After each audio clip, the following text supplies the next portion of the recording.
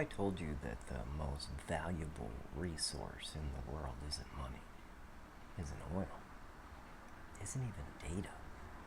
It's something far more intimate, something you use every second of your waking life. And once it's gone, you can never get it back. Your attention. And the uncomfortable truth is this: it's being trained. Not by accident, not neutrally, but intentionally shaped by systems designed to capture it. Think about what actually happens when you open your phone. You don't choose randomly. You are guided. Colors, notification, timing, sound cues, infinite scroll, personalized triggers. It doesn't feel like influence. It feels like choice. And that's what makes it powerful. Because the most effective control doesn't feel like control at all. It feels like preference. Now, zoom out for a second. Every app is competing for the same thing. Not your money first. Your attention. Because attention comes before everything else. Attention becomes time. Time becomes behavior. Behavior becomes habit. Habit becomes identity. And identity becomes life. That's a chain most people never see. Ancient thinkers didn't have smartphones, but they understood attention deeply.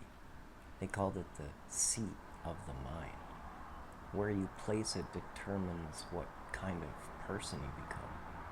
Now modern science is catching up in a different language. We now know that attention is not passive. It is selective. It filters reality. It determines what your brain treats as important, which means whatever consistently captures your attention is literally shaping your perception of reality. Now here's where it gets interesting. Most people think they are overwhelmed because life is complicated, but often they are overwhelmed because their attention is fragmented, split into dozens of directions, constant interruption, constant switching, constant reorientation. And the brain was never designed for that level of fragmentation. It was designed for focus, for depth, for continuity. So what happens when attention is constantly hijacked?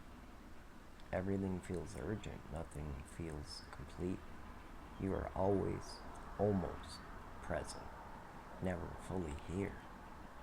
And that creates a subtle kind of exhaustion. Not physical exhaustion, cognitive exhaustion. Now think about this. The same technology that gives you access to everything also competes for everything you are. That's the trade. And most people never consciously agreed to it. It just happened, slowly. One scroll at a time. One notification at a time. One habit at a time. Now here's the deeper layer. If attention shapes identity, then whoever controls your attention shapes your direction. Not completely, not absolutely, but significantly. Which is why reclaiming attention is not just a productivity trick. It's a form of self-ownership. Because if you cannot direct your attention, you cannot direct your life. And if you cannot direct your life, something else will. Not necessarily malicious, just more consistent than you. The real question isn't, what are you looking at? The deeper question is, what is training you to look at it? Because attention is not just something you use, it's something that is being shaped. And the quality of your life will often mirror the quality of what you repeatedly focus on. So, here's the question. What is currently getting your attention the most each day? Be specific. Social media, news, drama, work stress, or something intentional. Drop it in the comments. Save this for the moment you feel mentally scattered and don't know why. Share it with someone who feels like their mind is always busy but never fulfilled.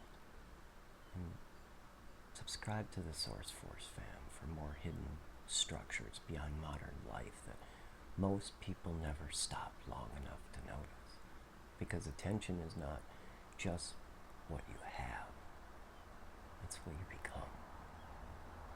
Until next time, remember, we're all in this together, fam. One love.